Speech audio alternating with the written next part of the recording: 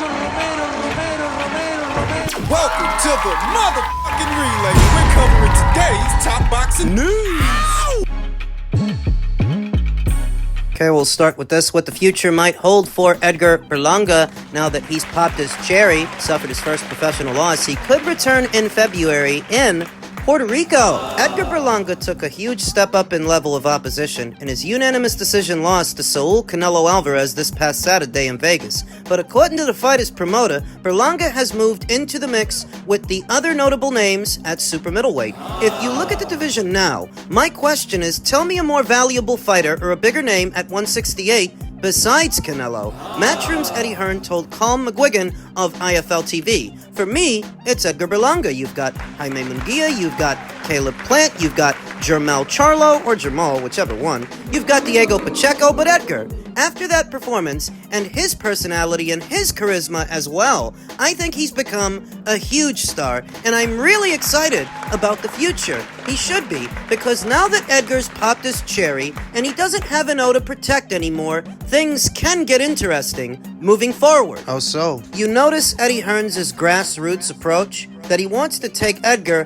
back to Puerto Rico now. He wants him to fight there, like he's got Boots fighting in his native Philadelphia. It's what he's been doing with his fighters in the UK. He's doing that with his fighters in the US. Sounds simple enough, but the whole time that Edgar was at Top Rank, they never had him headline a show in Puerto Rico, just like the PBC and Showtime never had Boots fighting in his native city of Philadelphia. Eddie Hearn did, and look at how many people showed up for what was a David Avanesian fight. Over 14,000. The grassroots approach, its simplicity, is its genius. Boxing is a tribal sport, thus it's no coincidence we see so much tribalism within it. And I always say, there is a place for that tribalism, not necessarily in conversation or when analyzing a fight. The place for tribalism is at the gate. And at the box office, if we're talking about a pay-per-view. That's where that tribalism services the sport the best. Not online, arguing with strangers online. That's useless. It's tempting to conclude that Berlanga would get a confidence builder in early 2025. That bout could be held in a place where Berlanga's family is originally from. Realistically, he's going to come back in February, Hearn said. I'd like to take him to Puerto Rico. I think he'd do a huge gate there. Come back, have a good fight at 168, and then all of those names are available. There's so many options at 168. His stock has really risen. It's one way to look at it, just one. Another way to look at it is, you've already had the biggest fight that you can have at this weight. You already won the sweepstakes. You already been there and done that with Canelo. Now what? You're not retiring, are you? No, you're not. You're gonna keep fighting. You're gonna keep boxing. Well, to make the kind of money that you want to make and become the kind of draw that you think you are, you're gonna have to fight the other somebodies at the weight. The somebodies that you didn't fight. En route to this one, en route to this fight. He needs a rebound fight first. Even off a loss, taking Edgar back to Puerto Rico to box in front of those Puerto Rican fight fans, those fiercely loyal Boricuas. That's a fantastic idea, and there are preliminary reports that it could be against Trevor McCumby. I don't know where people are getting this from. Did they get it from a soundbite? Did they get it from Eddie Hearn? Or is that just them bouncing ideas around? Because even if it is, it's a good idea. Trevor was just in there with Caleb Plant, and Trevor, in the early goings of the fight, gave a very good account of himself. I wouldn't mind McCumby versus Berlanga in February. In Puerto Rico, you can get your unbeaten Puerto Rican female fighter on that show, Stephanie Pinedo.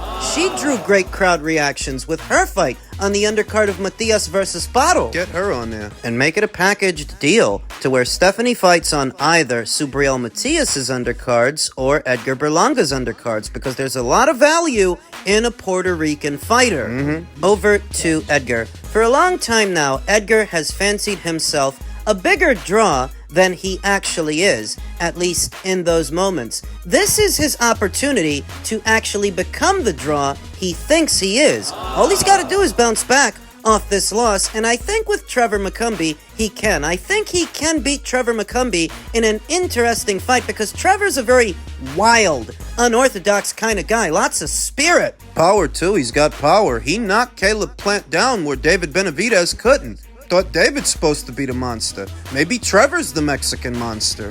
So I could go for that. The super middleweight division and the conversation around it is usually centered around Canelo and whatever Canelo's doing or whatever he's about to do, but it's actually a very deep division with a lot of good fighters in it. Bektemir Melikuziev, Jaime Munguia, Christian Mabili, Diego Pacheco. The winner of Skull versus Shishkin, who will go on to become this division's IBF champion. That'll be a name that gets thrown in the hat. And the loser! Canelo Alvarez, having fought Caleb Plant, Jaime Munguia, and Edgar Berlanga, actually helps to open the division up, because now that they've gotten what they wanted and gotten that out of the way, they have to fight everybody else. If you want to make any kind of money, you're gonna have to. Berlanga versus Munguia can be built into a massive fight. I mean a massive fight.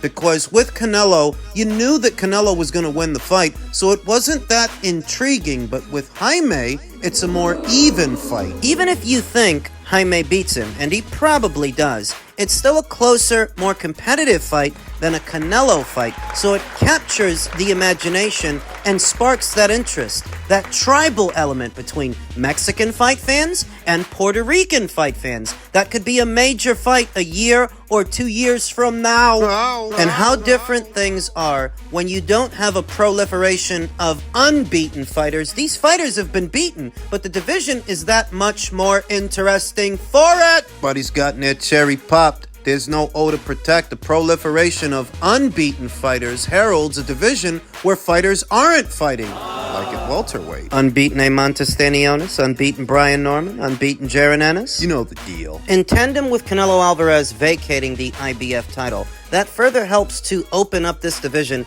and get some of these guys fighting each other instead of all chasing one guy. Things could get very interesting at 168 in the next year, 2 years, because if these guys want to make money, they have to fight each other. They have to. The distant future, in the more immediate future, like I said, if the plan is to take Edgar back to Puerto Rico and cultivate Puerto Rican support, that's a fantastic idea, and that's exactly what Eddie and Edgar should do. Men's heavyweight news, the particulars in a situation that has since been resolved, as Alexander Usyk was detained in Poland, but Zelensky aided in his release. Heavyweight champion Alexander Usyk was detained Tuesday at Krakow Airport in Poland and subsequently released after Ukraine's foreign ministry intervened. Ukrainian President Volodymyr Zelensky announced on social media. A source told ESPN that Usyk, a native of Ukraine, was detained after he attempted to board a flight to Valencia, Spain, where he is set to begin preparations for his December 21st heavyweight championship rematch with Tyson Fury in Riyadh, Saudi Arabia.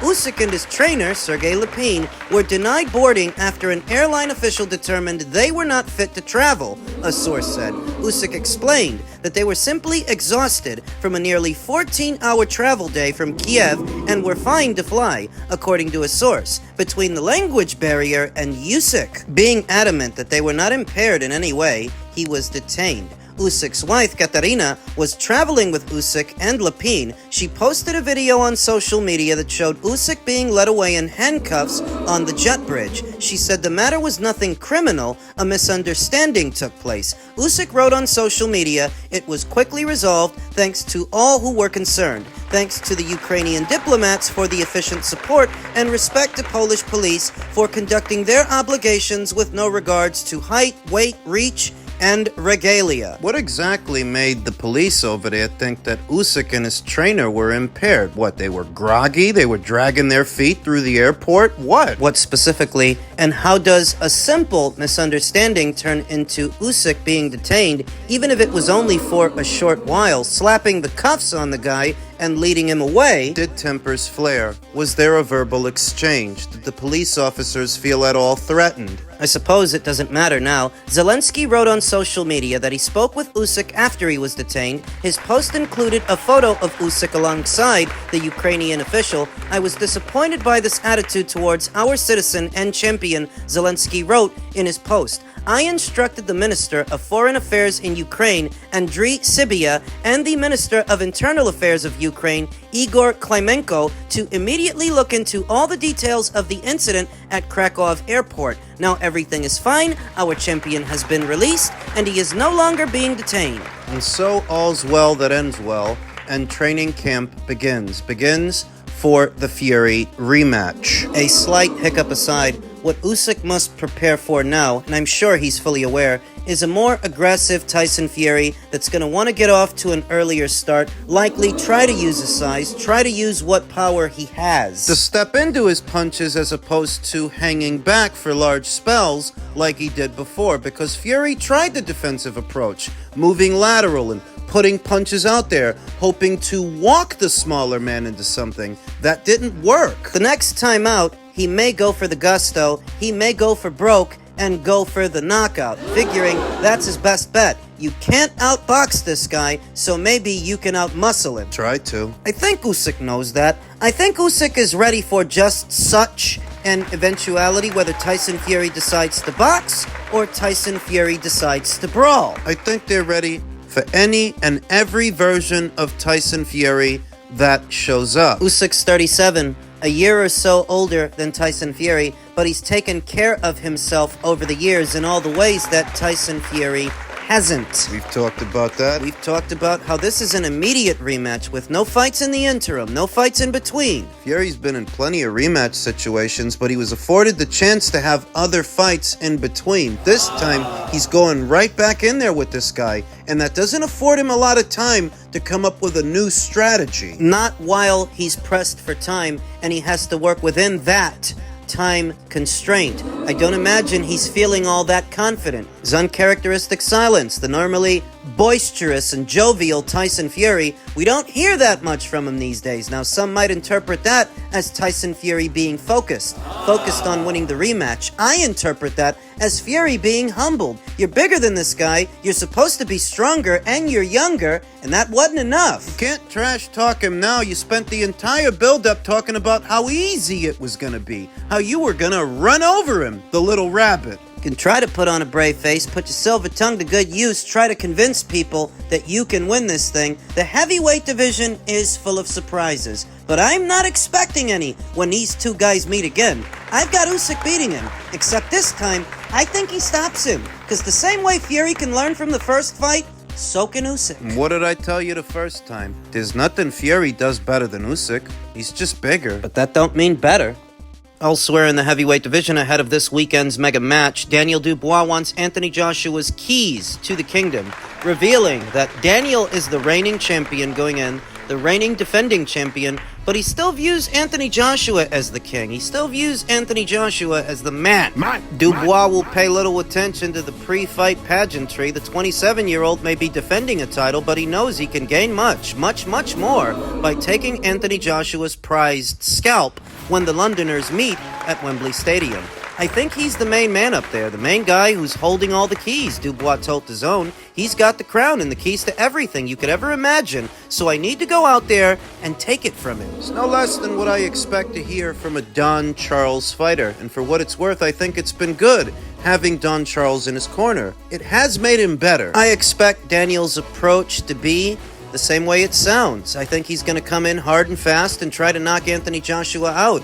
I expect level changes. I expect Daniel to come in at a slight crouch, bending at the waist and knees. He's never been one for moving his head. I don't think that changes this weekend. What I do think is he'll employ level changes to stay out of the way of the jab. As he closes in, perhaps looking to land a looping right, turn him into an old man in the ring and just go out there and rip it from him. That big win, that massive win for greatness. It would be if he got it. Though beating Joshua looks a much stiffer task than it would have been 12 months ago after a rocky period that culminated in a pair of defeats to Alexander Usyk. 34-year-old two-time unified champion looks to have had his confidence restored by a string of 4 successive wins, and his brutal demolition of mixed martial artist Francis Ngannou was his most destructive performance in years. So both boys are riding high. Both boys went through a dark period and both boys have come through it. More confident for it. So I'm expecting Daniel to be the aggressor, and I'm expecting Anthony to be the defender. I expect that Daniel will use level changes to try to get around the long jab, the stiff jab of Anthony Joshua, as Anthony uses the ring to move around and create space, to get a clear target, to walk Daniel into something hard. As Daniel Dubois is in his best ever physical and mental form, after submitting to inside the distance defeats by Joe Joyce and Usyk, he proved himself to be a top-level heavyweight by stopping Filip Prgovic in June. He has the firepower and ambition to truly test Joshua's rediscovered confidence. I don't think he can be the same guy, Dubois said. I think he's still a good fighter, though. People are easily swayed in this game. He fought an MMA guy, and he fought Otto Wallin. Well, you fought Jarrell Miller and Filip Prgovic. I mean, those are good wins. Quality wins over unbeaten fighters, but those guys never got the chance to do to Tyson Fury what Otto Wallin did to Tyson Fury, what Francis Ngannou did to Tyson Fury. Tell the whole story, why don't you? I don't expect him to. Going past that anyway, I believe this is the right moment. This is all about timing in this sport. Now is my time, and I need to make it my time, make it my era. I aim to knock him out. He said before revealing his mindset going into the fight, I aim to knock out anyone I get in the ring with. Just go out and not put too many words out there. Don't make a fool of myself by saying what I'm gonna do. Isn't that what you're doing right now? I don't want to be a fool like that. I want to make a fool out of him by knocking him out. This is the game. This is the sport. This is where it tests you as a person and as a man. Daniel's not to be underestimated going into this thing. But I don't think Anthony is underestimating him, and I think Daniel and his corner have given away enough. They know to expect a very aggressive fighter, very aggressive approach from a very aggressive customer, because that's what's been working for Daniel his last two fights. So Anthony can expect to see more of that in their fight. I expect Anthony to get off to a rocky start with Daniel, trying to slow things down because Daniel's going to try to start fast. Might take a few rounds and a few clean jabs landed to get Daniel to simmer down. A right hand here and there. Before the big finish. It's easier said than done. Going in there with a very aggressive guy who's willing to take chances, because that involves you taking chances as well. So if what you're trying to fight is a more controlled fight at a controlled pace, an aggressive opponent can get you out of your comfort zone. Throw you off. And force you to fight in such a way that you weren't planning on fighting until later on in the fight. It's managing all of this, and that's where Anthony's experience is pivotal. Poise under pressure. Daniel's a big, strong kid. Plenty strong, but he's not hard to find in there. It's not hard to land punches on this kid. Anthony might want to break him down systematically with the jab, but he may have to assert himself early to get Daniel to simmer down. Few right hands here and there. It's going to be a good fight, and it's not going the distance.